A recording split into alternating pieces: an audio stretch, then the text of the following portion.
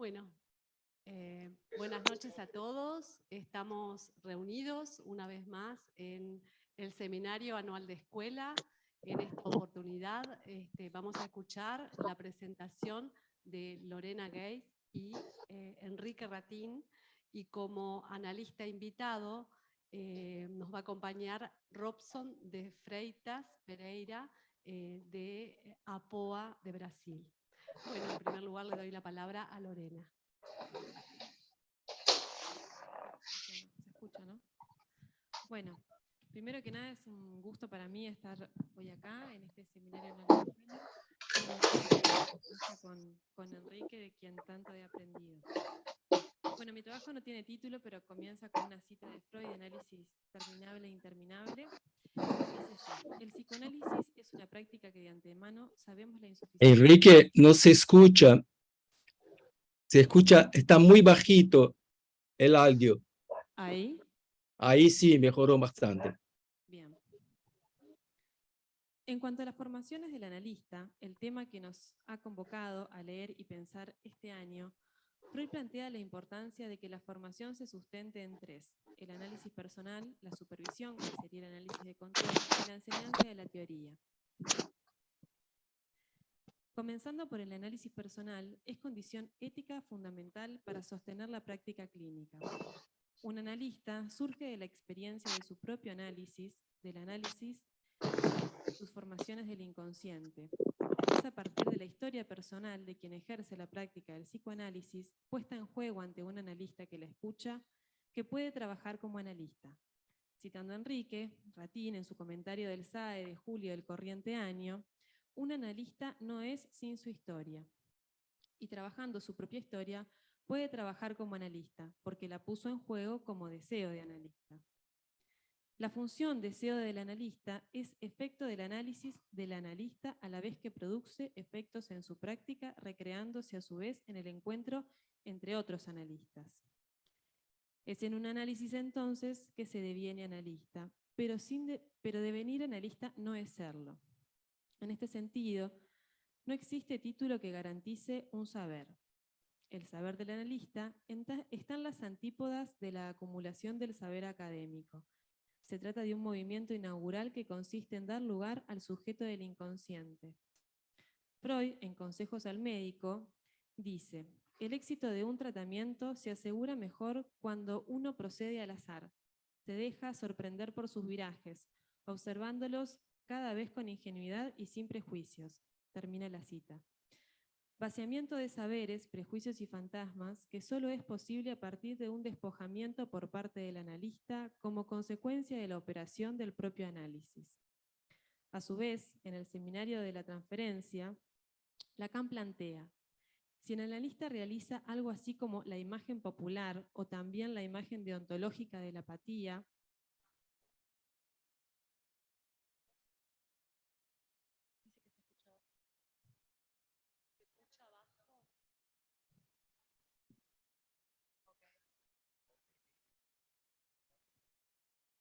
¿este o este?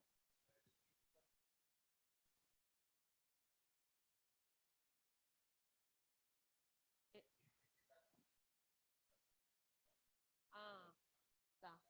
Perfecto. No me acuerdo dónde quedé. Okay. Bueno. A su vez, en el seminario de la transferencia, Lacan plantea: si el analista realiza algo así como la imagen popular o también la imagen deontológica de la apatía, es en la medida en que está poseído por un deseo más fuerte que aquellos deseos de los que pudiera tratarse. A saber, el de ir al grano con su paciente, tomarlo en sus brazos o tirarlo por la ventana. A veces ocurre, incluso tendría malos augurios para alguien que nunca lo hubiera sentido. Pero en fin, aunque se está cerca de la posibilidad de la cosa, es algo que no debe tomarse como corriente. ¿Por qué no debe ocurrir? ¿Es acaso por la razón negativa de que es preciso evitar una especie de descarga total del análisis? No. Es debido a lo siguiente, que es la cuestión que planteo aquí este año, a que el analista dice: estoy poseído por un deseo más fuerte. Está autorizado a decirlo en cuanto analista. en tanto que en él se ha producido una mutación en la economía de su deseo. Termina la cita. Deseo de analista como síntoma vaciado de algunos goces con el que el sujeto se ha identificado y sabe hacer con él. En este sentido, cada analista opera con su propia marca de goce vaciada. Entonces, ¿cómo se forma un analista? El análisis personal, al igual que el análisis de control en este sentido, es condición necesaria pero no suficiente. Clara Kruglack, en su trabajo presentado en las jornadas de los 40 años de la Escuela Freudiana de Montevideo, planteaba que el acto analítico no es efecto del analista, sino de su autoría, haciendo una referencia a Heidegger, es decir, de su autorización. Lacan, en la proposición del 9 de octubre, plantea que un analista se autoriza por él mismo y ante algunos otros. Y es a partir de reconocer a esos otros, pequeños otros, que se posibilita esa comunidad de experiencia que es la escuela. Otro punto fundamental en las formaciones de un analista. La escuela es un lugar privilegiado en la formación y es también un lugar donde quien trabaja como analista pueda no serlo. Allí, donde quien trabaja como analista desde una posición analizante, se topa con la castración, con la pregunta del otro. La escuela, en este sentido, convoca, impulsa, propone un espacio donde el analista en formación, siempre permanente, es reencauzado en su deseo, relanzando así el compromiso con el deseo y el compromiso de trabajo con los otros. Otros que siendo colegas, compañeros de escuela y que por sus diferentes recorridos, tiempos de análisis y de formación, generan un terreno fértil para no caer en la superflua seguridad que brinda creer saber, no solamente por no saber absolutamente nada a priori de quien consulta, sino para no tentarnos a creer que ya lo sabemos. La escuela entonces se hace necesaria para mantener y sostener la falta, la castración, siguiendo a Freud, para no caer en totalitarismos que, lejos de fomentar la herejía del sujeto en la dialéctica del deseo, terminan produciendo buenos ciudadanos. Cito a Lacan. Es indispensable que el analista sea al menos dos: el analista para tener efectos y el analista que a esos efectos los teoriza. Transmitir la clínica, teorizar esos efectos, es hacer escuela y forma parte fundamental de las formaciones de los analistas, en el sentido que propicia un espacio y una instancia donde releer la clínica, para no dar por sentado un supuesto saber. Saber no sabido que se produce cada vez que tomamos la palabra. ¿Pero hay analistas sin este lazo de escuela? Lo importante es que nos falte la falta, y aún así no hay garantías. Por eso es necesario que la formación sea permanente. Nadie se cura de su propia estructura. Todo el tiempo, por un lado o por otro, la historia de quien trabaja como analista está siendo tocada. Por eso la importancia de la formación con otros y en una escuela. Hacer escuela implica una posición política respecto de la práctica del psicoanálisis.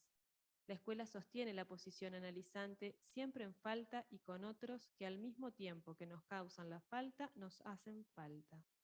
Y porque justamente el vacío no equivale a la nada, como señala Lacan en la proposición del 9 de octubre, gracias a esa falta es que se producimos chistes, trabajos, seminarios, textos, lazos, que sostienen aquella posición desde la cual trabajamos como analistas.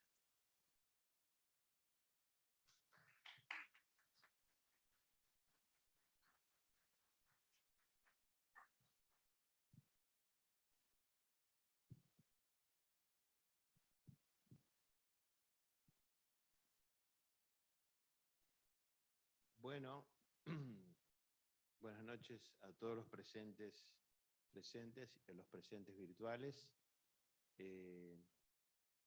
Agradezco este espacio nuevamente a la escuela que nos puede brindar seguir trabajando estas cuestiones bajo este tema de formaciones del analista este año, como título de este seminario anual.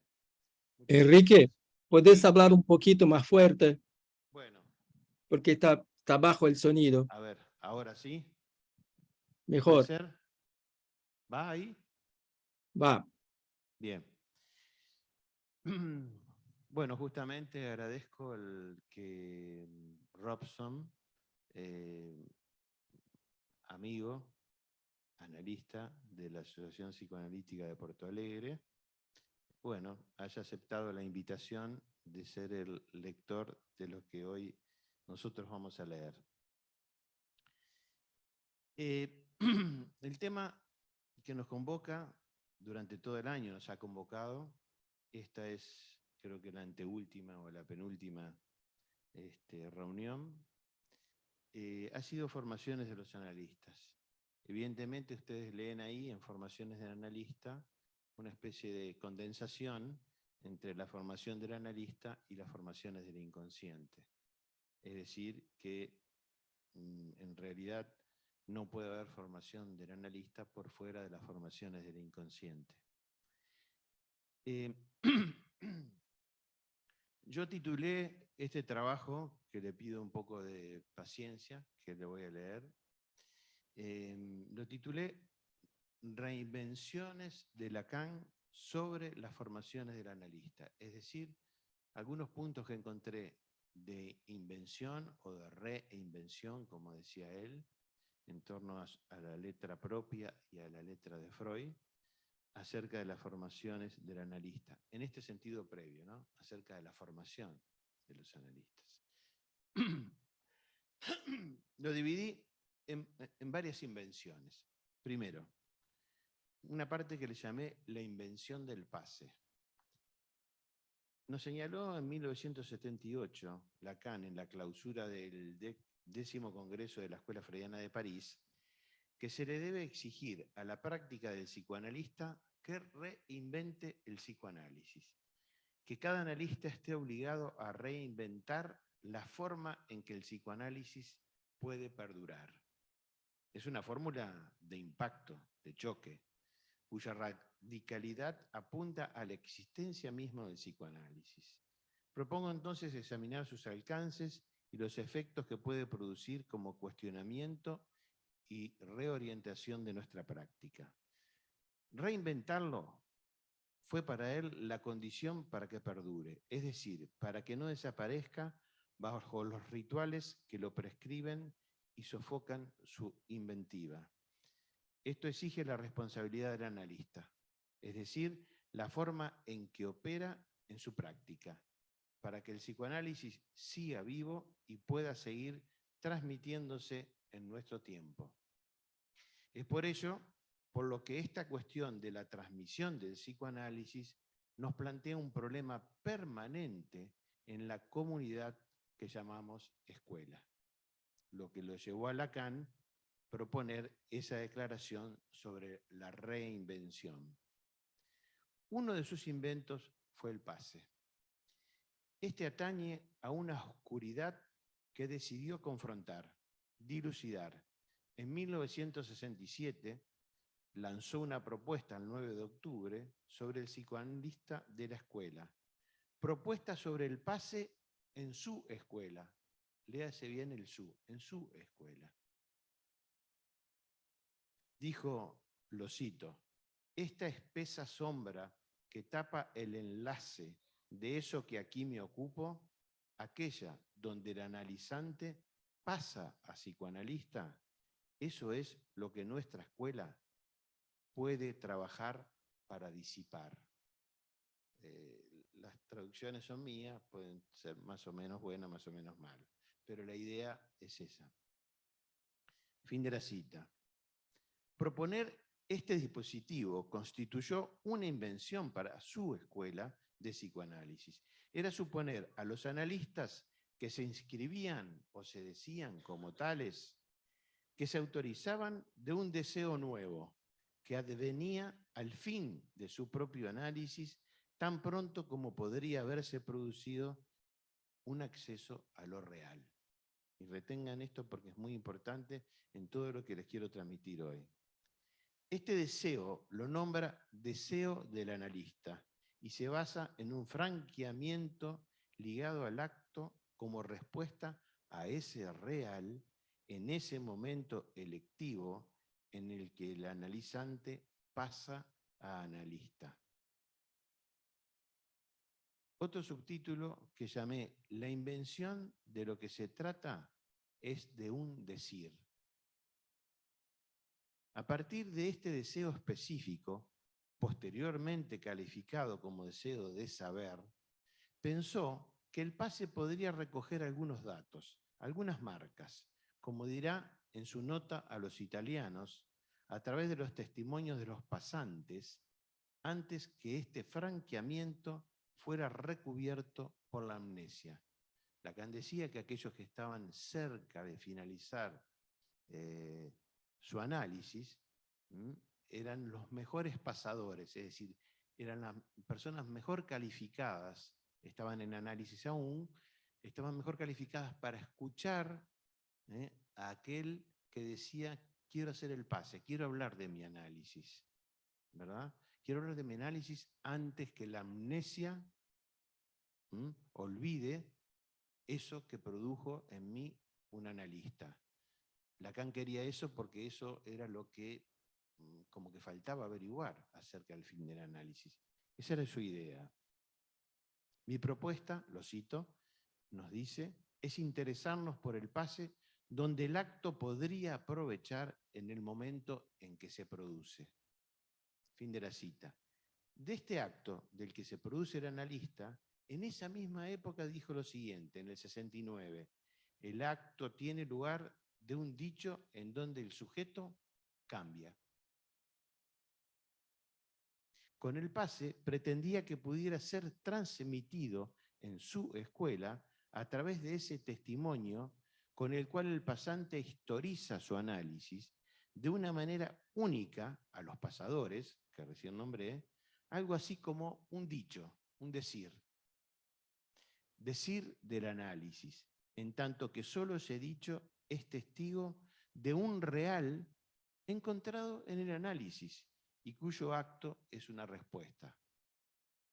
El dicho es lo que da existencia a ese real, que es el inconsciente, desde y más allá de todo lo que se puede descifrar en el análisis. Este decir puede dar testimonio de una nueva posición del sujeto en la relación con ese inconsciente que lo determinaba. Hacer intervenir el dicho más allá de los decires del discurso en un análisis, como lo hizo Lacan, lleva al psicoanálisis a algo nuevo y de una manera más radical aún en la última parte de su enseñanza después del giro que hizo en el seminario 20. Ya lo vamos a ver. Ese dicho o ese decir, en tanto que hace existir, o sea, existir afuera, lo real de la experiencia es lo que en un análisis entrega al sujeto que forja, ¿qué? Forja su singularidad. Esto es único y luego sitúa al sujeto como el efecto de un saber que no puede ser válido para todos. De ninguna manera. Este saber del inconsciente que sabe, es este inconsciente producido al fin de un análisis, es un saber fuera de los límites que sostienen al sujeto en normas universales. Es singular. En un momento, en la obra de Lacan, encontré una frase que dice, el inconsciente sabe de vos. Me asustó un poquito. Si un análisis puede desacoplar ese saber singular, depende de la invención del decir. Dicho de otra manera, de los recursos inventivos del decir en análisis. Podemos argumentar que de ahí proviene el resorte del autorizarse como analista, de lo que se inventa singularmente en un análisis y que puede considerarse como una respuesta al agujero que estructuralmente se impone a cada uno. Es decir, la ansia que nos impone lo real sexual. Y eso nos permite decir que él es lo real del psicoanálisis, lo real donde se origina. Otro subtítulo, la invención del no todo y singularidad. No todo es la traducción de pas tout en francés. Pas-tout, no todo. Que también juega con el pasar del todo. salir del todo. Ese es el no todo, patú. Si bien Lacan pudo afirmar que el analista solo se autoriza por él mismo y por algunos otros, más tarde formuló que es el no todo, el patú, al que pertenece el analista. El énfasis aquí se desplaza ¿a dónde? A lo más singular, que se inscribe como no proviniendo del todo y que no es universable en absoluto, que lo que se reinventa singularmente en el pase al analista, que está ligado al no todo, conlleva varias consecuencias. La primera se refiere a que en el análisis de este no todo, en el que una mujer tiene su asunto en su goce otro, es decir, este patú, no todo, sobre el cual un análisis puede levantar el velo de lo que hace encuentro para un sujeto con la inexistencia del significante que la mujer expresaría. Es necesario entonces tomar aquí la medida de las consecuencias de lo que Lacan introdujo con la lógica del no todo en el seminario 20. Liberó eso que del lado femenino escapa a la función fálica, porque ella no está todo inscripta. Lacan inventa una apertura en el saber del psicoanálisis, no solo en el abordaje del goce otro, distinto del fálico, algo propio de los seres sexuales del lado mujer, sino también en lo que lógicamente está situado más allá del Edipo. Van a ver cómo hay una diferencia radical en el análisis de lo que tiene que ver con los decires sujetos al descifraje simbólico y esta otra posición de lo real. Con la lógica del no todo, hay un posible acceso en el análisis y a algo distinto de lo que forma parte del discurso que se aplica a todos y que funda lo universalizable. Y esto es lo que nos puede permitir entrar en lo que hace posible lo singular. Esto responde a otra expresión de Lacan que dice, il y a de l'un, il y a de l'un, hay del uno, propio del síntoma, propio de todos aquellos unos de goce que se han fijado contingentemente en el caso del cuerpo, que es el síntoma para el sujeto. En esto es necesario vincular este posible acceso de la singularidad del síntoma con el inconsciente como real, que ha logrado sacar a la luz al final de su seminario Ancor, en mayo de 1973. Ahí reinventa el inconsciente como saber, que deviene con ese real que es qué, y ahí introduce, que es la langue, no el lenguaje. El síntoma, el lenguaje, lo simbólico, el inconsciente, lo real, la langue. Reinvenciones e invenciones de Lacan para acercarnos a esto. Ahí reinventa el inconsciente como saber, que deviene con ese real que es la langue. El inconsciente como saber hacer de la langue que toca el cuerpo del sujeto, lo pulsional, el cuerpo vivo que está marcado por ella. A la langue, Lacan le llamó a eso que no es el lenguaje, es, a ver, permítame, el lenguaje singular de cada uno, esa es la langue, que comienza con el laleo que me hizo mi mamá, tu mamá. Cuando sostiene que es el no todo donde el analista se autoriza, podemos escuchar que ese no todo le llega de eso que pudo hacer pase en un análisis.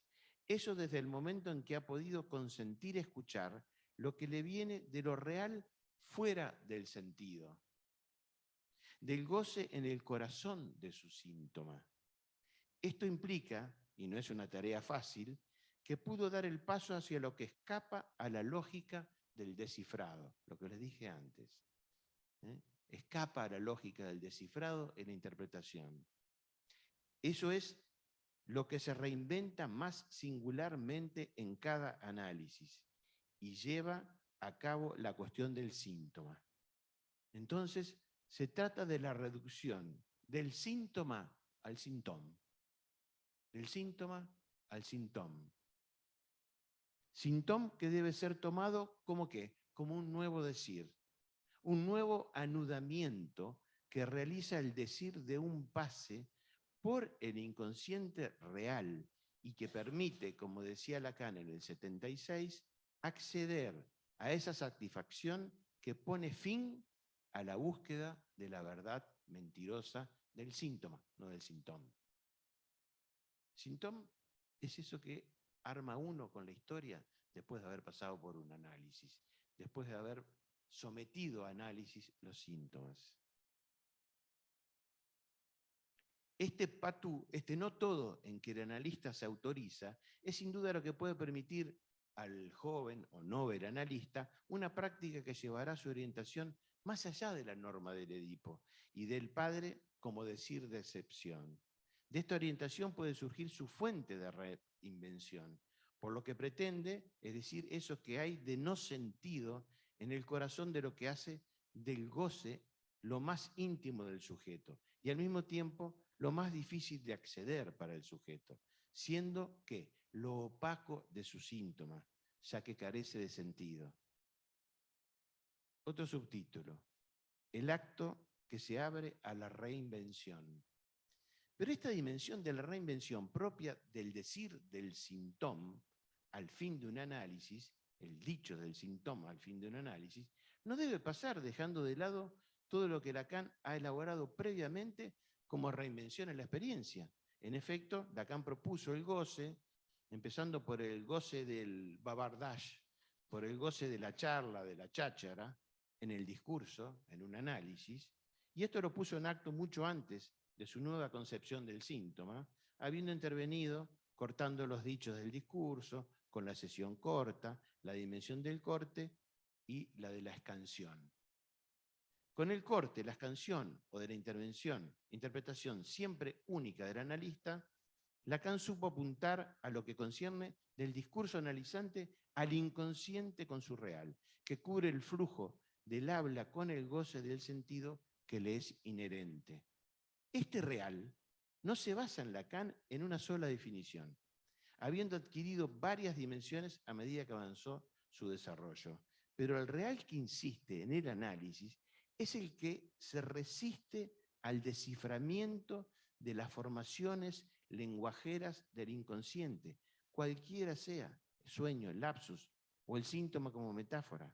Ello es porque este desciframiento del decir en un análisis, de que el discurso analizante se aprovecha a través de la asociación libre, toca al inconsciente en tanto saber, haciéndolo emerger como un saber ya inscripto, como reprimido.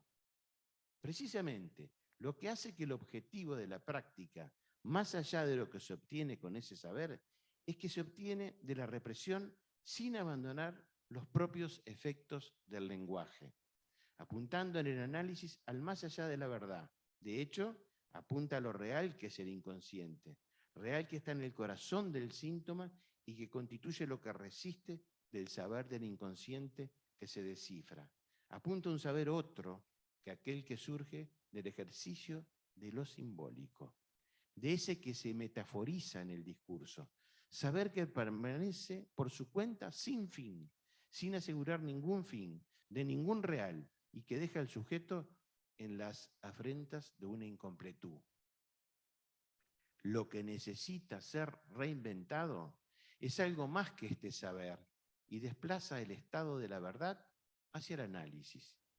En 1974, en el seminario Lenon-Dup, dice lo siguiente: invento para eso que es el saber, pero para eso que es la verdad, no invento. La verdad me llega, me la traen. Tengo baldes enteros de eso. Y utiliza la palabra en francés seau, que es baldes de basura. O sea, invento para eso que es el saber, pero para eso que es la verdad, no invento. La verdad me la traen, me la dicen. Tengo baldes de eso.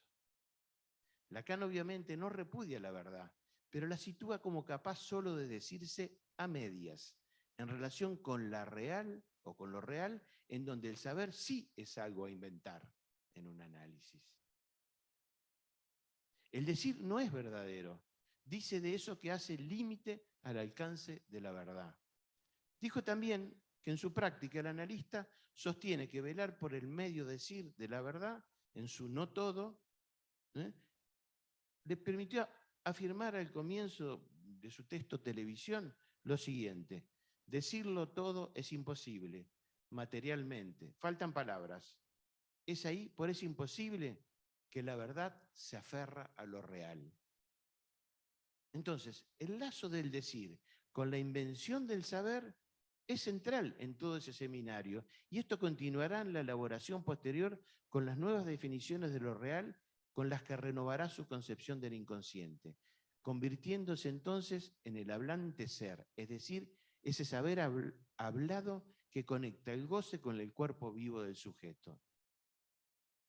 Otro subtítulo, siempre en el torno de las invenciones, creo yo, de Lacan. El invento del saber de la no relación, no rapport. Es lo real del inconsciente, lo real de la castración. Lo hablaba recién Lorena. Lo que provoca en el análisis esta defensa en el sujeto, que es que el horror de saber. Ese real del sexo se debe al hecho de la falta de significante en el otro, distinto de aquel del falo. Lacan escribió, ustedes lo saben, esa carencia estructural con la fórmula S A barrado, mayúscula. Formulación lógica de ese significante que implica la barra puesta en el otro y establece que no hay otro del otro para responder a esa ausencia. Eso arrojó luz sobre cómo Lacan pudo avanzar en ese otro texto, que es la nota a los italianos, de que el saber que debe inventarse singularmente en cada análisis es el que toca ser real, que es para el ser hablante de ¿qué? De la no relación sexual. No hay proporción sexual en el inconsciente. Este saber es, por lo tanto, lo real del sexo, que requiere que tengamos que desarrollarlo. Pero, ¿qué significa que este saber de la no relación debe ser inventado en el análisis?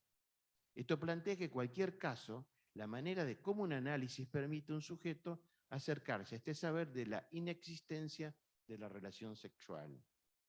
Se trata de que el análisis sea capaz de extraer lo que el inconsciente concierne a lo que hace a la modalidad de goce de ese sujeto. Es el hay de lo uno lo que responde, como nos dice Lacan, cito, a eso que no hay relación entre los dos.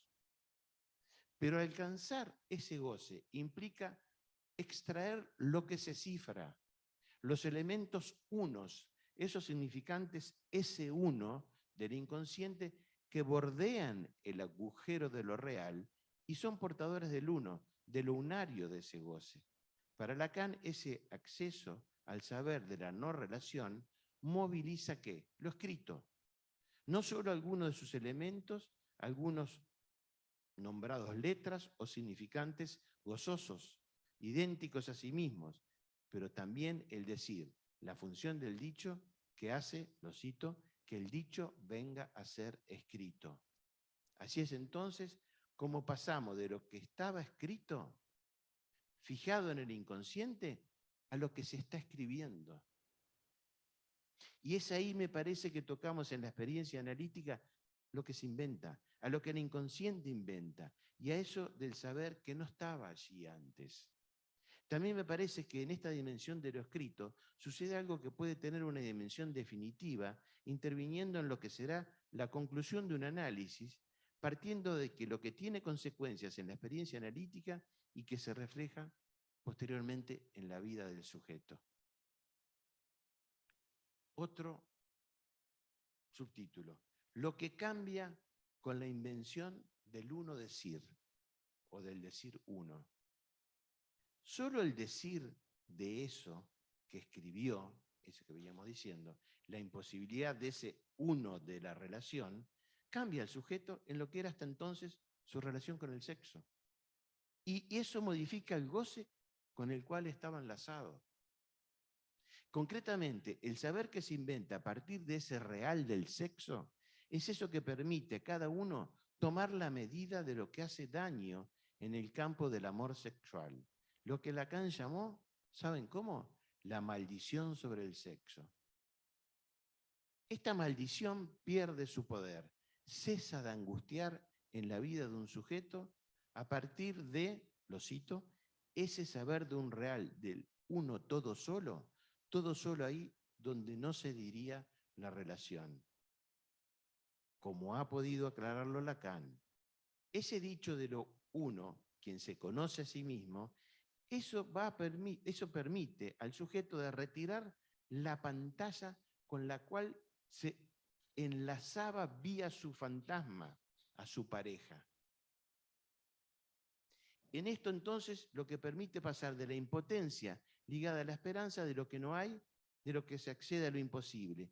Pero la imposibilidad de la relación, una vez pasada al saber, es lo que permite la reelaboración de lo que viene a suplirla más que por aquella ficción del fantasma. No quiere decir que los que se analizan se van a divorciar, ¿eh? Puede ser. Lacan habló, lo cito, del amor más digno que la abundancia de charla que lo constituye. ¿Por qué?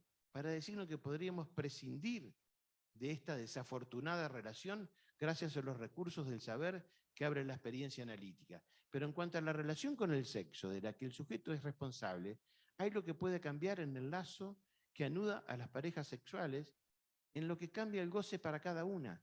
Dicho de otra manera, existe lo que se reintroduce de manera diferente en la pareja sexual, lo que para cada uno hace condición de goce, a partir de lo cual el análisis modifica la relación del sujeto con el goce.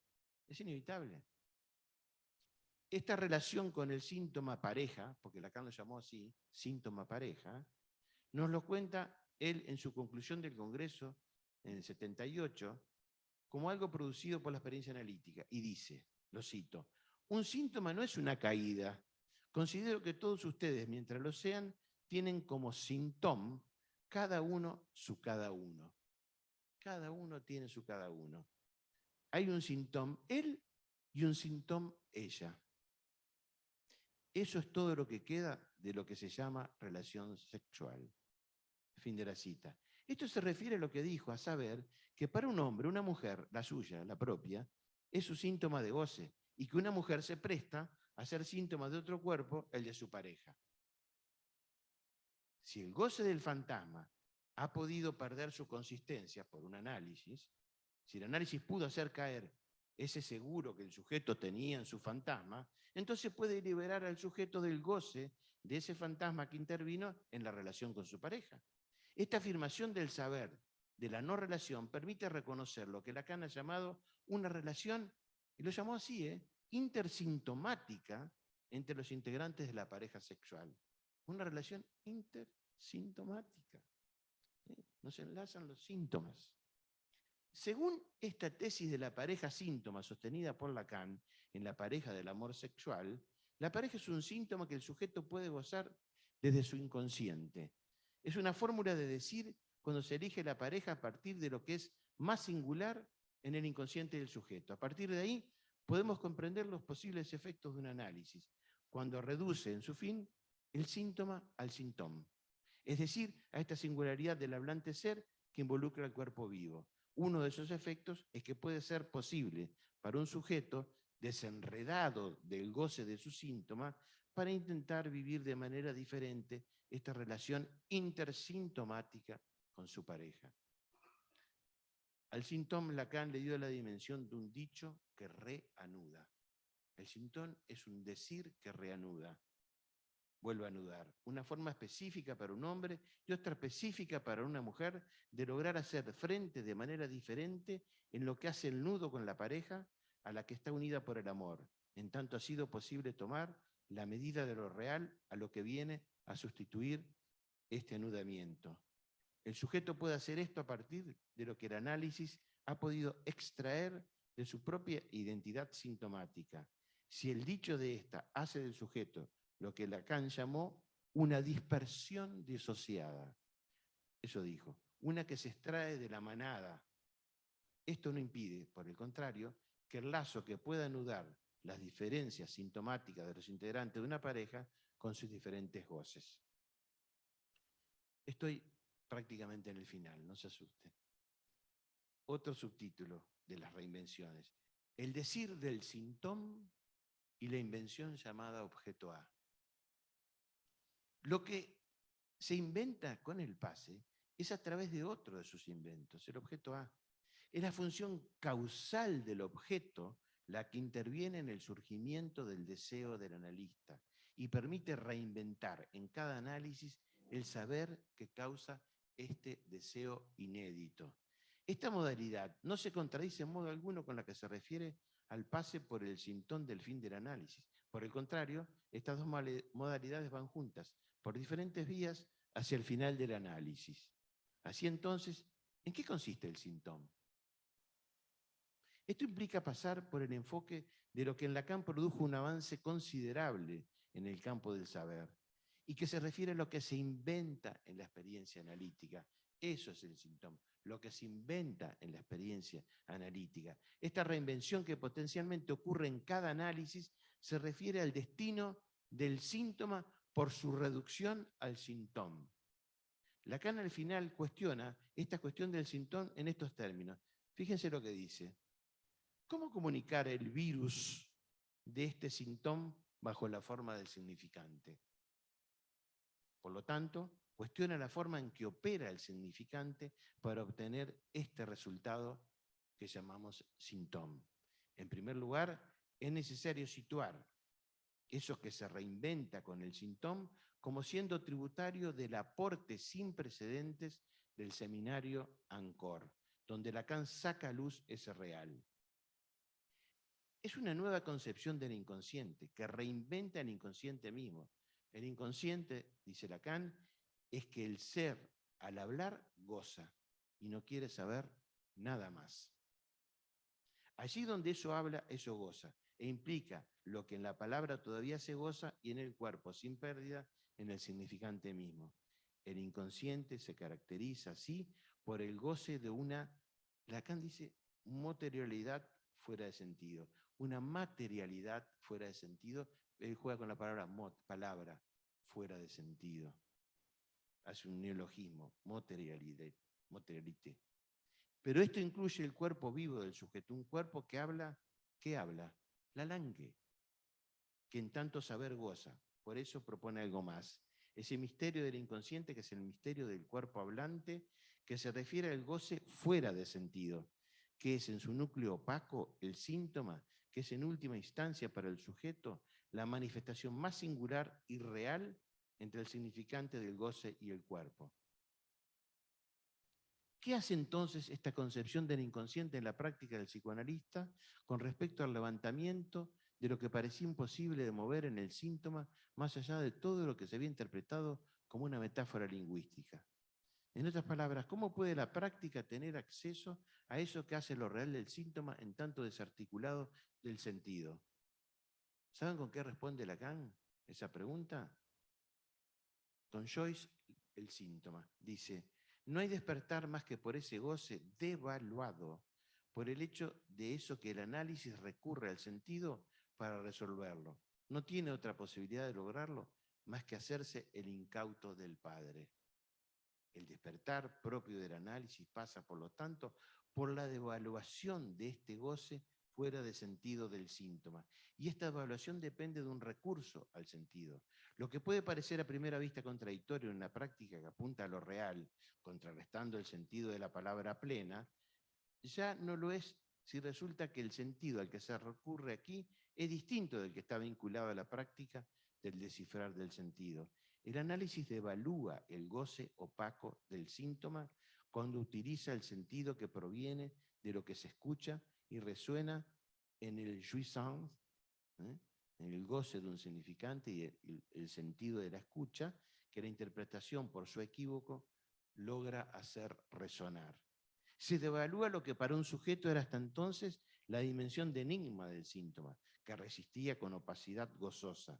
Haber extraído una punta de él por el paso de este goce del jouissance, del que un significante era portador. Hacer pasar de lo que se goza en el significante a lo que se puede escuchar gracias al corte que equivoca.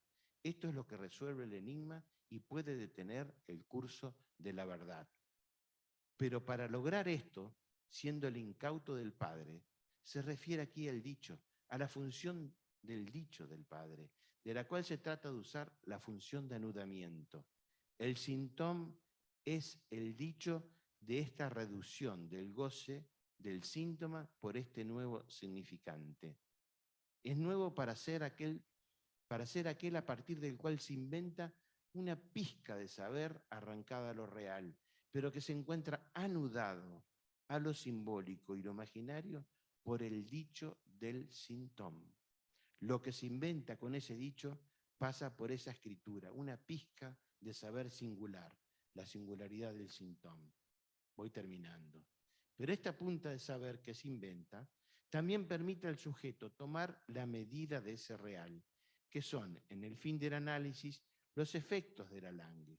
Esto constituye en la experiencia de un análisis una aproximación a ese saber imposible de alcanzar, que es el inconsciente real y que Lacan concibió como el saber hacer de la lengua, del alangue. Los efectos del alangue van, nos dice, mucho más allá de todo lo que el ser que habla es susceptible de enunciar.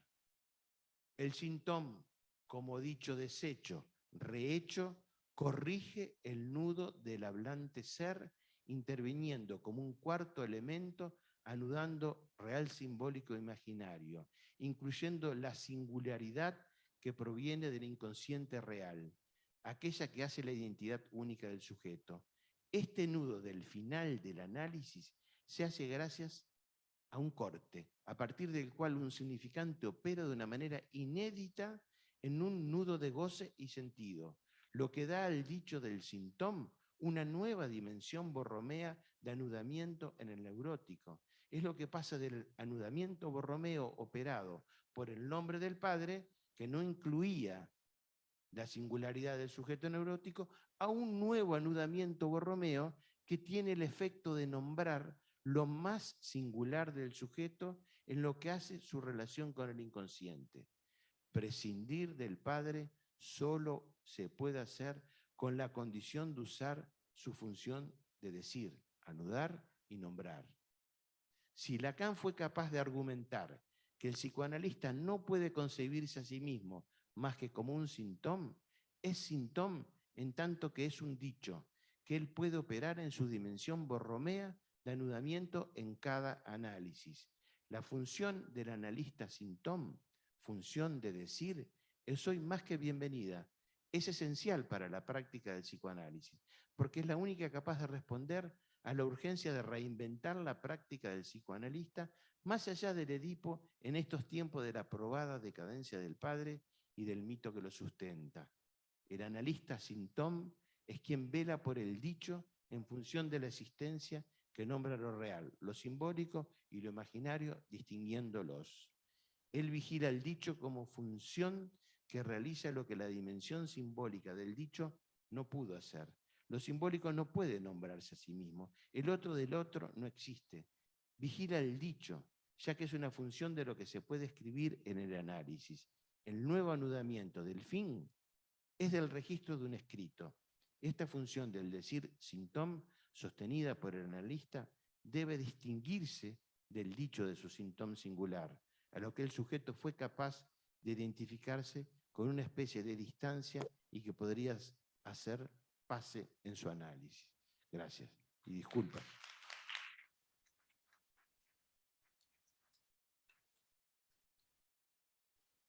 Muchas gracias, Enrique. Ahora vamos a escuchar a Robson de APOA. Hola, buenas noches. ¿Me escuchan? Sí, perfecto. ¿Sí? ¿Sale bien? Sí.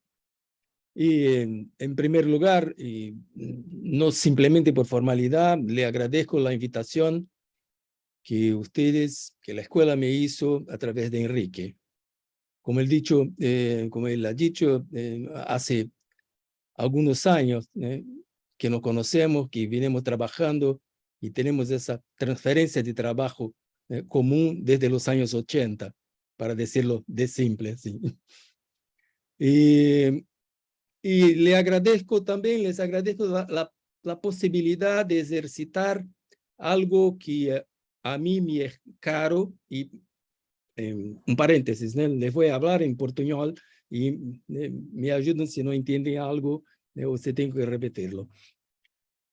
Y si estoy me equivocando, porque va a ser así, ¿no? Es así. Y porque es un ejercicio de no leer los textos antes, dejarme escuchar lo que fue leído, dicho aquí hoy, esta noche.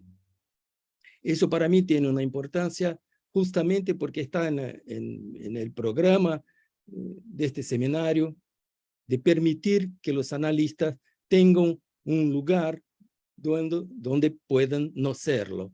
O sea, estar en posición de analizante, poder dejar que sus asociaciones de aquello que escuchó, que hizo resonancia en su cuerpo, en mi cuerpo, a partir de lo que ustedes dijeron. Entonces, en primer lugar, este agradecimiento. Y además una confesión, porque cuando empecé a escucharlos, empecé a pensar, y me dio una tarea que sería mucho más fácil si tuviera los textos, porque uno podría tener más precisión en aquello que quería decir. Pero como ustedes dijeron, son cosas diferentes. Lo que dice respecto a esta dimensión del lenguaje que hace como que sea diferencia el escrito y lo que se dice, y lo que se oye, acordando lo que fue dicho. Bueno, pero uno tiene que elegir, y les voy a decir o tomar algunos tópicos que me llamaron la atención, que me resonaron el oído. Entonces, Lorena trae esta condición ética que hace con que uno pueda autorizarse analista a través de estas condiciones que tienen que ver con su análisis personal, su vida institucional, su estudio y la supervisión o el control. Entonces, se centró más en la cuestión del análisis personal y la función deseo del analista.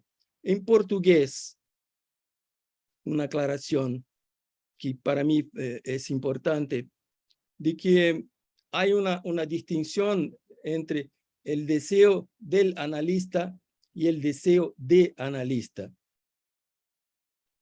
En portugués hay una distinción, desejo do analista y desejo de analista.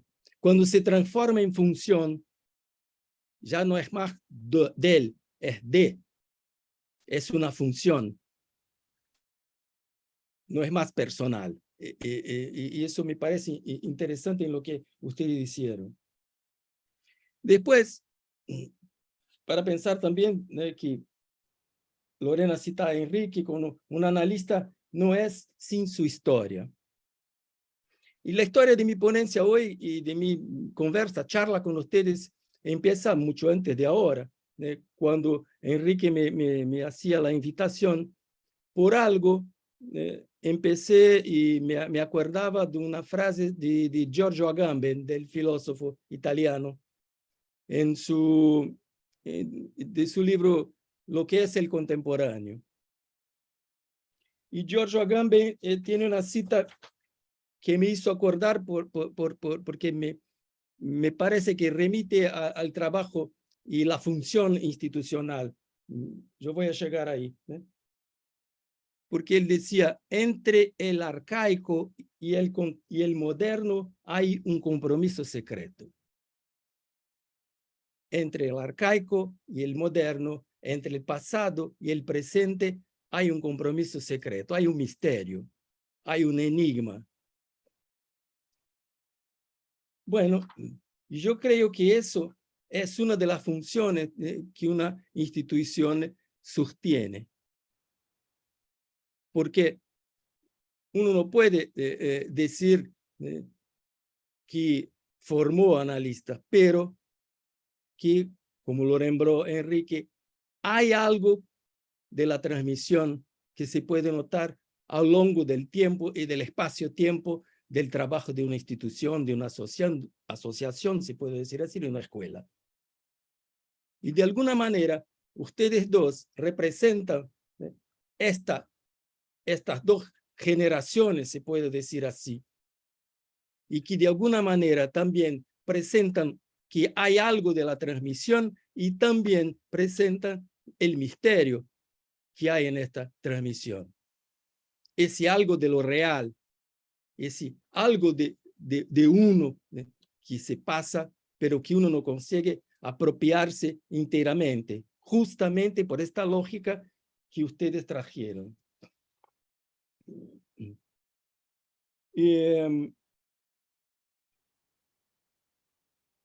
Una vez más, Lorena trazía el lugar, la escuela del analista al menos 2, y la posibilidad de hacer escuela y de transmitir. Por eso yo traje esa cita y esa parte de algo que se transmite. Esta diferencia entre devenir y ser, en la función de CEO de analista, que Lorena subrayó muy interesantemente. Y con relación a traer Freud de los consejos al joven médico, porque otro día me cayó de releerlo y me espantaba con la novedad, porque leía y era como uno lee estos textos decenas de veces a lo largo de la vida y de su propia formación, y me encantaba con que él decía, no se preocupen en entender lo que el otro está diciendo, no se preocupen en prestar mucha atención, tengo en consideración la atención fluctuante.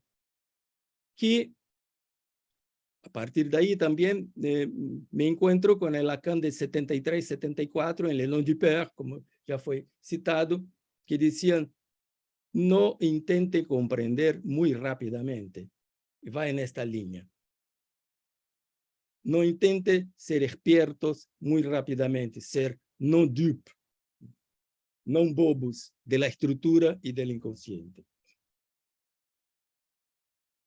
Y Enrique, trajiste 7 tópicos de las reinvenciones que teníamos que hacer 7 reuniones para poder intentar trabajar con un poco más de minucias. Entonces, tengo que elegir algo que me llamó mucho la atención, el trabajo de pesquisa, de traer y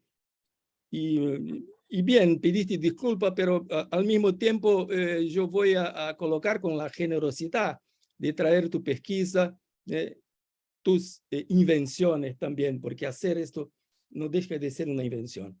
Y una vez más, me hizo acordar Giorgio Agamben otra vez, en una conferencia en febrero de este año. Él decía que tenía un problema con los termos. Por ejemplo, a él no le gustaba el termo creación, porque creación tenía más que ver con la religión y con todo lo que decía respecto al divino. Prefería las invenciones y, más que eso, el acto poético, la poiesis, como algo que traería, justamente podría aportar y darle un soporte para las invenciones. Y de cierta manera, cuando Lacan hace sus neologismos, sus aliteraciones, sus invenciones, está dando un nuevo estatuto y recuperando la poiesis que durante la historia, como ustedes saben, fue dejada de lado por la physis. Esto me parece importante porque cuando, por ejemplo, vamos a defrontar con esto de que los noms du père, que es homofónico con los nombres del padre, con los no hombres del padre, con los no del padre. Y en portugués Uma outra forma de traduzir seria os espertos erram, né? Os que se querem muito espertos, erram. Os que não se querem tolos do inconsciente. Os que não querem se entregar, né, a essa estrutura do inconsciente. Bom, isso me fez ressonância, Henrique, com muitas coisas, né?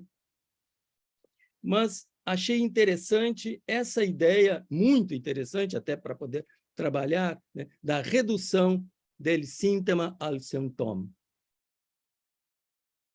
por uma associação que tem a ver com uma relação de espaço e tempo. Ustedes se acuerdan que en el siglo XVIII, en el Plata, tuvimos las reducciones guaraníticas, las reducciones jesuíticas, en la frontera oeste del Río Grande do Sul con Argentina. Y bueno, hay este otro sentido, ese deslizamiento de sentido para reducción, o sea, un otro lugar, donde se crea un otro espacio y una otra posibilidad de que algo nuevo se pueda crear. Que va a mí pensar, va en la dirección de que tú proponías con relación al síntoma, al analista síntoma, con la posibilidad de un otro decir.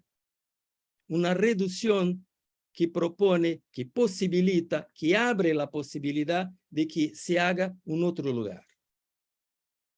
Que se abra esta posibilidad al quebrar al sentido, al hacer este juego. En español tiene esta palabra, esta estafa con el sentido, que el psicoanálisis y la poesía hacen. Hace una estafa con el sentido, con el uso del lenguaje, hacen esa estafa. En ese sentido de quebrar y posibilitar un otro lugar para el síntoma. Y desde ahí, una pregunta para ustedes. Fue dicho, Lacan en 74 le decía que el psicoanálisis era el síntoma del malestar en la cultura.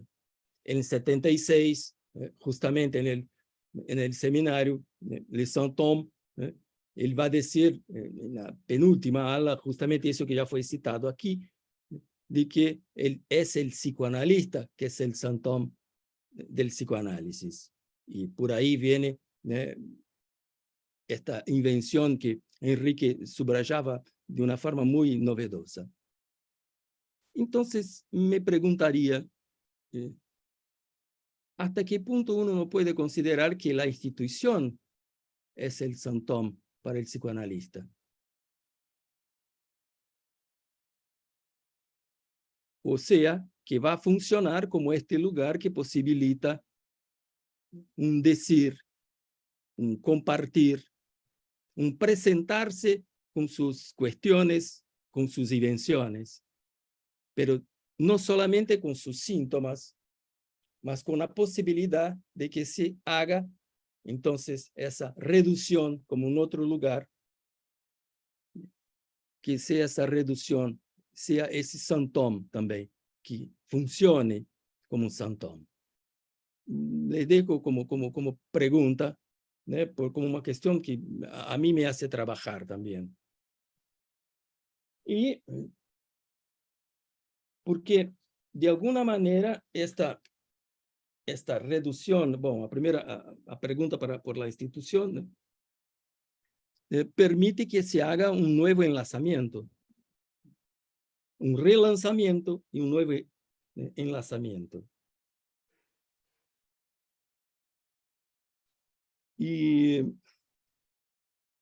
con la pregunta sobre el virus, me hizo acordar el poeta norteamericano beatnik William Burroughs, que decía, language is a virus.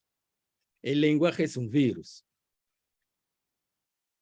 Decía poéticamente, para nosotros ya sabemos que el lenguaje es nuestra arma. para sostener el deseo de analista como eso, que no es un deseo puro, pero de obtener la pura diferencia, como dice el final del seminario 11. Y también para que podamos de alguna forma sostener este trabajo en común, que es el trabajo de sostener una formación en la institución y el reconocimiento y la autorización de que cada uno tiene que reinventar a cada vez que se defronta con la escucha. Bueno, yo paro por aquí y abro para que podamos dialogar. Bueno, muchas gracias. Ahora le damos...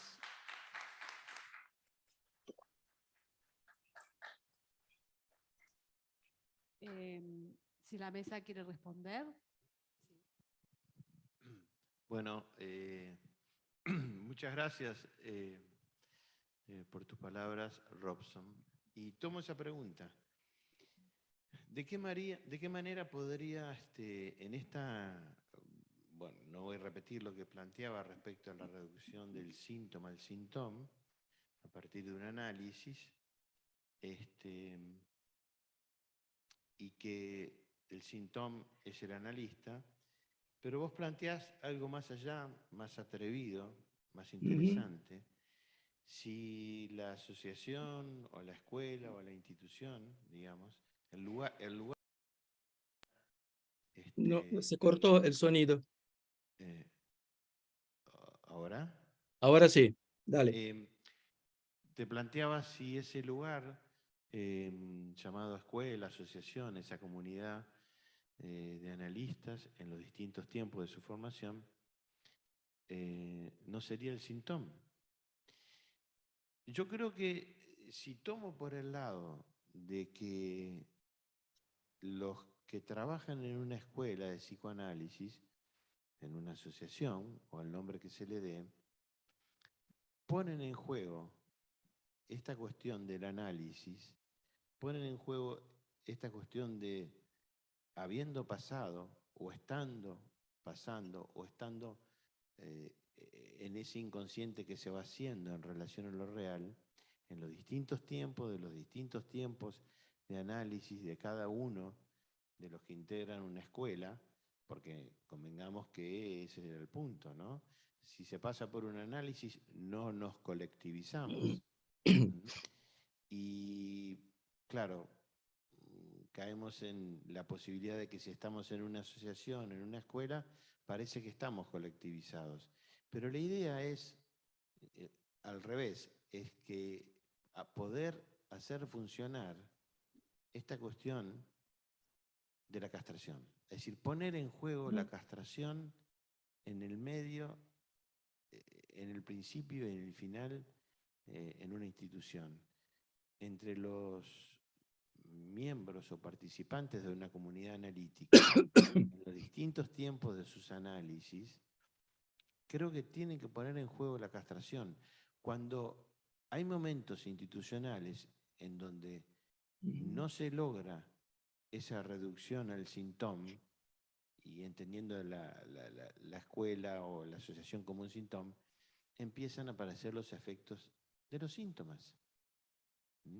Porque ahí se pone en juego eso que leí hace un ratito, que no toca más bien la cuestión del inconsciente en el sentido de lo real a partir del no todo, sino que pone en juego el narcisismo, pone en juego la pantalla fantasmática que algunos o algún integrante de esa institución empieza a jugar en contra de esa institución, como le llamaste, me gustó, de esa institución síntoma. Pero es inevitable.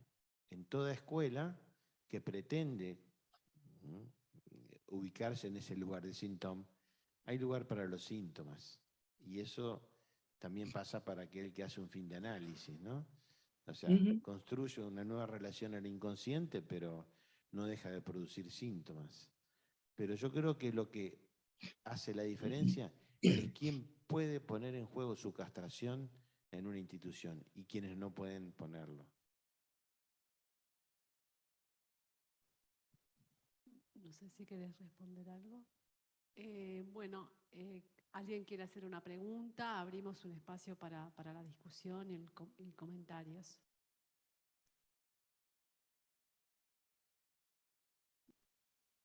Sí, tal vez hay que...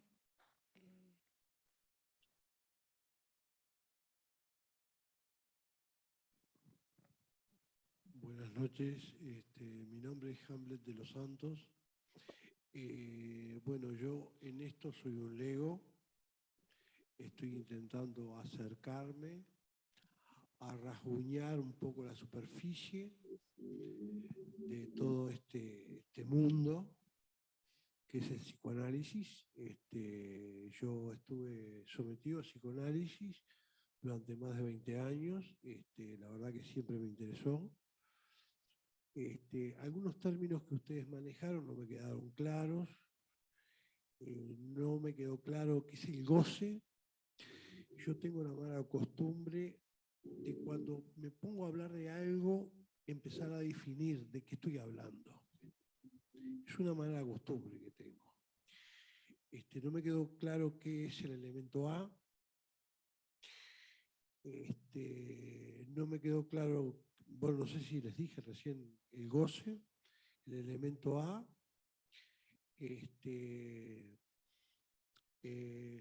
Después, ahora con la respuesta que usted dio recién a este psicoanalista brasileño que no recuerdo cómo se llama, Robson, acerca de que, bueno, hacer jugar un poco la castración. Y yo, como he tratado de rasguñar la superficie, capaz que estoy equivocado, pero ¿no tendrá algo que ver la castración con la histeria? Cuando se pone a juzgar el tema de la castración, ¿no? La castración no es un elemento a tener en cuenta en la histeria. Pregunto, ¿no? Todas estas son preguntas, elementos que yo no tengo en cuenta, es decir, que no tengo definidos. No sé si me lo pueden responder o para otro momento. ¿Está? Muchas gracias.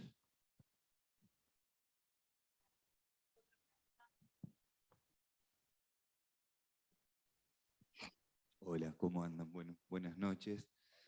Gracias por los trabajos, gracias a Robson por su comentario. Yo en realidad no sé bien si es una pregunta o una reflexión, pero bueno, un poco algo a mitad de camino entre esas dos cosas. Pensaba en esto, ¿no? que me parece bien interesante, que es la cuestión del síntoma y la cuestión de la función de la institución, ¿no? Ahí, entonces, digamos, lo que eso me hacía pensar, digamos, ¿no? Es que el síntoma no es algo que se haya armado una vez, digamos, ¿no? Sino que por lo menos, digamos, en la lectura que hago, ¿no? Y creo que es como en concordancia con lo que se venía planteando, es algo que se va haciendo, ¿no? Que se va armando cada vez, ¿no? Entonces, la institución lo que permite es la transmisión, ¿no? Y en ese, digamos, en ese reiniciar la transmisión cada vez, me parece que ahí es donde también hay algo de un rearmado del síntoma a partir de la transmisión y a partir del trabajo con otros, ¿no? En tanto, esta cuestión, digamos, ¿no? del analista como síntoma, yo por lo menos la leo y la entiendo más en relación a el trabajo en la extensión del analista, no tanto en relación al trabajo de la intención del analista, donde me parece, digamos, que por lo menos lo entiendo más a partir de esos otros dos términos que traían, que es el de deseo del analista y deseo de analista. Entonces, bueno, mi pregunta en realidad es esa, ¿no? Si entienden el síntoma como la cuestión más del trabajo del analista en la extensión, y si piensan que el síntoma se va rearmando en cada reinicio de la transmisión que se va haciendo, en tanto Porque la reinvención del psicoanálisis me parece que es posible a partir de la transmisión. Si no hay transmisión, no es posible reinventar el psicoanálisis, porque yo la reinvención del psicoanálisis por lo menos la entiendo no como decir algo nuevo, sino como una forma propia de encontrar una metáfora, un algo que permita decir de qué se trata eso del psicoanálisis. Bueno. Ujú.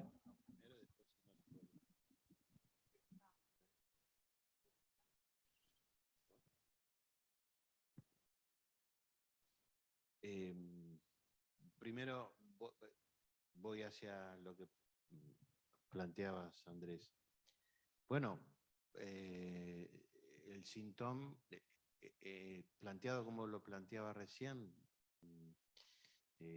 esta reducción del síntoma. El síntoma es una operación del análisis y no es de un día para el otro, obviamente. Por eso se produce ese pasaje de analizante a analista. Pero ese sí en la transmisión, porque cuando me expongo en esta mesa, estoy en posición analizante, ¿verdad? Es decir, es aquí donde se pone en juego eso que, habiendo pasado por un análisis y habiendo arañado lo real del inconsciente, habiendo poder hecho esa reducción del síntoma al síntoma en relación a la historia de cada uno, cuando se pone en juego en la transmisión, siempre. Estamos hablando en el campo de un análisis, pero también se pone en el análisis de cada uno. ¿Qué quiero decir con esto? Cuando practica el analista el análisis con analizantes, cuando lo practica, ahí pone en juego, digamos, esta reducción del síntoma al síntoma. Porque si no pone en juego la reducción del síntoma al síntoma, si el analista analiza con sus síntomas, bueno, no hablemos del quilombo que se puede armar. Eso es evidente que es así. Ahora, en lo que tiene que ver, en la pregunta concreta del síntoma, digamos, en la institución, es en la transmisión. ¿Por qué? En el intercambio con otros, donde yo decía que se pone en juego la castración y se pone en juego el decir nuevamente. Y se pone en juego esa verdad mentirosa, como dije, que dijo Lacan, ¿verdad? Y que en el intercambio con el otro, de alguna manera, pone en juego la castración. Entonces, la respuesta es sí, se pone en juego y se va poniendo en juego cada vez que se transmite o se intercambia con el otro. No sé si te contesté. Bien. Bueno, en primer lugar, ¿cómo me dijiste que era tu nombre? Hamlet. En primer lugar, ya tu nombre mismo debe haber dado lugar a muchas sesiones de análisis, ¿no? Es más, seguramente sos un ávido lector de Shakespeare, no tengo la menor duda de eso. No te conozco, pero supongo eso. Déjame suponerlo. Lo que sí te voy a decir que no, si pasaste 20 años por un análisis, no arañás el psicoanálisis. Estás totalmente rasguñado y lastimado por él y sanado tal vez por él. Sí, creo que te hacías referencia a términos conceptuales, que arañabas ciertos conceptos sin terminar de ligarlos. Vos hablabas del objeto A. El objeto A es una de las invenciones de Lacan y necesitaría muchos meses, tal vez muchos años para poder transmitirte bien lo que a mí me parece que podría ser el objeto A. Pero sí te puedo decir que el objeto A tuvo una evolución dentro de la teoría de Lacan, que empezó como siendo el pequeño otro, terminó siendo incluso la imagen del pequeño otro, y terminó derivando en el objeto causa del deseo, es decir, aquel objeto que se pone frente al sujeto como causa, es decir, objeto causa del deseo del sujeto. Y el objeto A es fundamental, es muy cercano al objeto transicional, pero no es el mismo. Lacan tomó algunas cosas de eso, pero el objeto A es lo que causa el deseo. Para grandes rasgos te podría decir eso. Después tiene el objeto A está puesto en distintos operadores lógicos y conceptuales de Lacan, en el álgebra de Lacan, en el nudo Borromeo, en otros lugares que Lacan habla para ponerlo. El seminario más claro donde uno puede rastrear es en el seminario de la angustia, pero bueno, es una sugerencia de lectura que te hago. Y con respecto al goce, el goce no es un concepto de Lacan. Si bien está conceptualizado por Lacan, es extraído de la obra de Freud. Freud decía que algunos sujetos neuróticos padecían algún placer ignorado por ellos mismos. Es decir, que frente a una situación sintomática, que la repetían, dice, ¿qué pasa con esta persona que repite y repite y repite los síntomas, siempre diferentes, porque la repetición siempre es diferente, y no sale de eso? Bueno, hay un lugar en donde hay un placer que está inadvertido por él, y ese placer inadvertido por el sujeto es el goce. ¿Y qué es el goce? Es eso que está ligado al lenguaje, a lo que decía yo recién con respecto a la langue. La langue es un concepto que inventó Lacan para hablar de la relación justamente de ese punto traumático que está favoreciendo ese punto de placer ignorado, es decir, inconsciente, es decir, goce, que está ligado al lenguaje, ¿no? El goce más o menos anda por ahí. Después, como concepto operador dentro de la obra de Lacan, tiene varios lugares. Goce otro, goce fálico, goce del otro, goce femenino, en fin, tiene varios lugares donde Lacan pone la palabra goce. Pero la jouissance, como le llama él, es ese punto que lo saca del más allá del principio del placer de Freud, cuando descubrió y trabajó la pulsión de muerte, que había algo más allá, ¿no? Que no todo era principio del placer-displacer, que había algo que no cerraba. Y eso es la dimensión del goce que creyó leer Lacan en Freud y que nos propuso Hamlet. Bueno, ahora está, primero está Celia, después Karina y luego Álvaro. ¿No? Karina. Pero está Celia, Karina y Álvaro. Bueno, entonces Álvaro. Álvaro, desmuteate. Bueno, me tomaron de sorpresa porque dieron otro orden. Lo primero, por supuesto, ¿se me escucha bien? Sí. Muy bien. Gracias, Robson. Lo primero, por supuesto, agradecer siempre a la escuela estas actividades y en mi caso particular agradecer por muchísimas cosas más. Por mucho. Creo, además, es como un comentario, no tenía pensado participar, no tomé nota, así que pido disculpas si es un poco disperso lo que voy a decir, pero pensaba, con respecto al comentario de Robson, que justamente esta actividad, en cuanto permite este tipo de lectura que tú haces, ¿sí? Que te lleva a la posición analizante, es en tanto hay una asociación, dijiste, o institución de analistas, ¿sí? Que pueden no serlo, que permiten no serlo, que habilitan esa posibilidad. Y me parece que justamente es algo así como casi, es una palabra un poco complicada, pero casi performático, es el mismo dispositivo que está diciendo de que esto funciona efectivamente. Y creo que funciona, además, porque no alcanza con decirse institución, escuela, asociación para hacerlo, para producir efectos de escuela, sino que justamente vamos a poder decir, esa escuela se está haciendo escuela por sus efectos, este es uno quizás.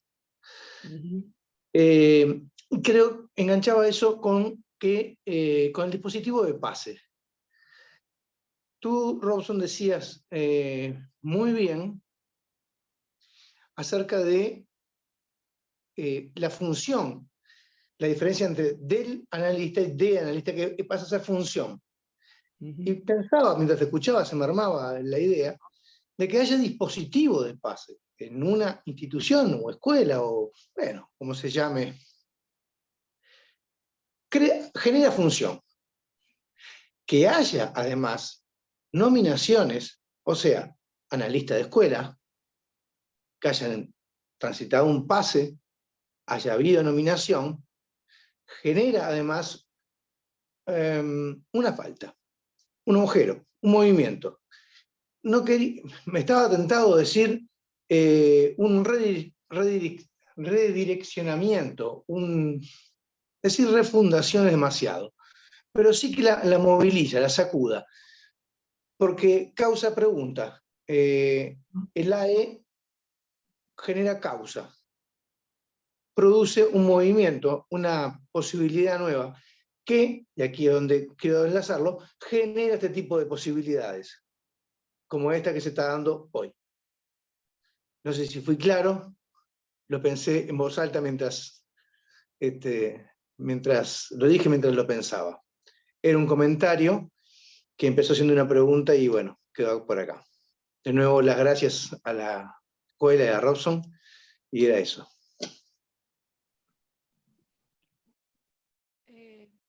Pues, Robson, ¿querés sí, decir algo? sí, le agradezco a Álvaro y las personas que intervinieron antes también, pero porque me da la oportunidad de cierta manera, ir al encuentro de lo que vos estás diciendo, con esta idea de que se reconocen los efectos. La transmisión de una transmisión se reconoce por los efectos que ella produce. Por eso que yo decía que hay algo de la transmisión, utilizando la misma lógica. Porque esta puesta en acto es una puesta en acto de la misma lógica que rige el análisis. O sea, una recursividad que se reconoce. Entonces, para entrar en el tema de que el otra persona, Hamlet, habló de la castración, reconoce su contingencia. O sea, es discursivo, ese es el recurso que tenemos, es el arma que tenemos, contra el equívoco, ¿no? Como arma, como ya fue lembrado. Y también es para reconocer que estamos intentando seguir y aplicar la misma lógica, que es reconocer la imposibilidad de ser analista fuera del dispositivo analítico. Es eso que se reconoce. Porque cuando hablo como analizante, ustedes no son mis analistas, son otros que escuchan. Esto es la imposibilidad de que uno se haga analista fuera del dispositivo. Bueno, y también eso para relembrar lo que Lorena decía, devenir es diferente de ser. Nosotros nunca somos. Y bueno, repitiendo algo ya muy conocido, soy donde no pienso. La subversión que Lacan hace con el cogito cartesiano. Y de alguna manera nuestra tarea es sostener eso, sostener esta contingencia, se puede decir así. Y por eso que empecé hablando de la resonancia que me había hecho la frase de Agamben, ¿no? Entre el presente y el pasado, entre el presente de una institución representado por sus analistas jóvenes en su determinado tiempo de elaboración y de análisis, y el pasado, hay, ¿no?, un compromiso misterioso, pero no divinatorio, no en ese sentido, pero para nosotros eso es el misterio, porque es algo que hace falta de estructura. Y cuando usted dice que, Álvaro, que si calza falta, bueno, se espera que al causar falta, abra para el deseo. Por eso. Bueno, y le agradezco también a Andrés, porque me permite retomar la idea de esto, de que se trata de algo que tiene que ser sostenido en el movimiento. Cuando hablamos de no dejar que el goce sea fijado, que la pulsión sea fijada, que haga algo de movimiento en eso, justamente para ponerse en juego la responsabilidad de cada uno. Ahí me parece muy importante reconocer el movimiento, porque el reconocer el movimiento es al mismo tiempo, para entrar un poco en los comentarios sobre la castración, reconocer la castración. Porque la tentativa de huir de la castración es quedarse parado, quedarse fijado, quedarse institucionalizado en este sentido. Quedarse en el instituido y no en el instituyente. Eso, esta posibilidad de que uno se reconoce, que se puede apropiar de algo, pero que no de la totalidad, es una posibilidad de compartir con los otros y de autorizarse con los otros también. Esto me parece importante. Y una palabra más al respecto, porque Enrique habló bastante y bien del goce del objeto A, sobre la relación en histeria y castración. Y yo creo que Lacan nos enseñó un avance. Por ejemplo, retirando la histeria de la nosografía de una dolencia, doenza, colocando como uno de los discursos que hace el enlace social. Eso hace mucha diferencia en cómo escuchamos algo con relación a la histeria, no más como algo que se trata de una doença, ¿no? De un síntoma sí, pero el otro que reconoce el síntoma. Pero un discurso del cual todos nosotros tenemos parte, que está en nosotros, parte del otro que habla en mí. Y por eso que se puede tomarlo también como reconocimiento de la castración. Un poco por ahí, por favor. Bien, muchas gracias. Karina, Celia, bien, Celia. Estamos alterando el orden. Bueno, quiero agradecer en primer lugar a Lorena, a Enrique y a Robson por esta mesa y este debate muy interesante, y por supuesto mandarle un abrazo grandote a mi amigo Brazuca, a mi amigo brasileño, y también a Lucia, a quienes quiero mucho. En verdad voy a empezar por el final, que tenía que ver con algo que planteabas justamente de Agamben al principio, y que tiene que ver con esto de el devenir y no ser, porque me parece que Lacan lo deja muy claro, que es un serse, ¿no? No soy. Me parece que ahora tenés que hablar de esto porque no están escuchando. ¿Me escuchás? No, no escuchan poco, vení. Con este, que es el que va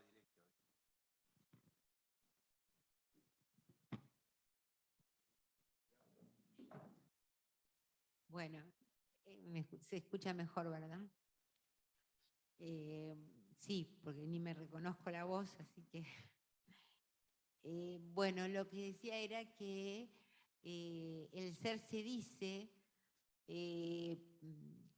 como el inconsciente se dice, que es esa frase que el Lacan parafrasea a Sócrates, perdón, a Aristóteles, y efectivamente es un continuum. No es que uno ya quedó instituido en el lugar de analista, sino que siempre es un devenir que nos toma en nuestra propia falta. Entonces, esto que vos planteabas de Agamben me enlazaba un poquito con lo que trabajó Lorena y lo que trabajó Enrique, por el lado de allí donde la escuela nos hace falta, o la escuela me hace falta, que es algo de lo que podía escuchar de lo que planteaba Lorena, en el punto en donde el otro pequeño, ¿por qué no? También el lugar del tesoro de los significantes, la biblioteca de la escuela, digamos, ¿no? En donde uno puede aceptar de que solo no se puede. Y entonces eso de Lorena me engarzaba con uno de los hitos que planteó Enrique, respecto de que el inconsciente me sabe a mí, bueno, esa cosa sí, que me causó un poco de gracia. Sí, yo creo que mi inconsciente es mucho mejor que yo, y seguramente el de todos y cada uno de nosotros, nuestro inconsciente es mucho más sabio que uno mismo, obviamente. Pero me hacía acordar en esto cuando Enrique planteaba de que la realidad se le aparecía a Lacan así, y en cambio la ficción había que escribirla. Una frase que me gusta mucho, que es de Mark Twain, que dice que la ficción siempre es mucho más compleja que la realidad. Acá estoy tomándose perfectamente algo sesgado, porque la verdad no es la realidad y entraría en otra discusión que no es el caso, pero ¿por qué es más difícil la ficción? Porque la ficción tiene que coincidir, mientras que la realidad a veces es absurda, por no decir siempre es un poco absurda. Y esto me parecía que justamente cuando uno se dispone a escuchar, mejor dicho, a leer al sujeto que tiene delante, no podía parar de pensar en una experiencia, se la relaté a alguien hoy, que me sucede a mí como analista, tomándome completamente en lo no instituido, en el de ser, en donde una mujer habla, tiene problemas con su madre, oh, sorpresa, y entonces ella trabaja con su mamá, y entonces dice, sí, se trata de irse corriendo del lugar. Y lo leí sin metáfora, pero sin saber que lo estaba leyendo sin metáfora. Dije algo así como, claro, salir corriendo, salir huyendo, lo cual fue una sorpresa para el sujeto y también para mí, porque era irse corriendo de ese lugar, pero corriendo subjetivamente.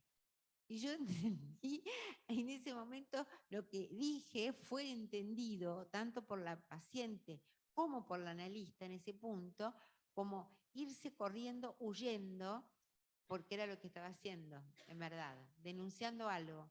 Bueno, no lo hice con el saber de que soy analista, sino justamente dejándome tomar por el semblante que estaba soportando en ese momento. Bueno, agradezco mucho a la mesa. Gracias.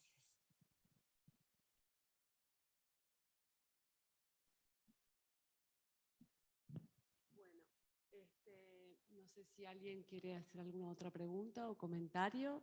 Sí, Karina. Bueno, buenas noches. Agradecerle los trabajos. Me quedaba pensando y me había gustado mucho la lectura que hizo Robson en relación a vincular la poesía, ¿no? Y ahí asociaba con algo que dijo Lorena, no sé si lo dijo así, pero un poco lo que escuché en relación, bueno, a este acto por el cual el sujeto deviene analista, como un acto de su autoría, ¿no? Que queda a cargo de él en ese punto. Y en relación también a esto del dicho, que bueno, era una pregunta, este dicho en tanto acto, lo traías vos, Enrique, puede ser, como justamente en este recorte que traes y en esta invención, pensando la poesía, bueno, como un nuevo orden, ¿no? Como un ordenar de otra manera eso que tiene que ver con la historia de cada uno, ¿no? Con esas mismas cosas o con esas mismas marcas, poder establecer como un nuevo orden, ¿no? En el sentido también de la poesía y de lo que plantea Lacan cuando, bueno, lo vincula también a esto de la poesía y el poeta y el agujero, ¿no? Esto que hace con el lenguaje, ¿no? Bueno, era un comentario y agradecerles por los trabajos y también por la lectura. Bueno, creo que estamos en hora de terminar esta actividad. Les agradecemos mucho a la mesa, a los expositores, a Robson por su presencia desde el Zoom y a todos los que participaron también desde el Zoom. y a los que asistieron presencialmente, y los invitamos para noviembre, que va a ser nuestra próxima actividad de este seminario anual de escuela y va a ser el último por este año. Así que bueno, quedan todos invitados. Bueno, gracias. Gracias, Robson. Gracias a ustedes y que nos Abrazo nos veamos en breve. Bien, abrazo grande a todos los colegas de APOA. Beso, Lucia.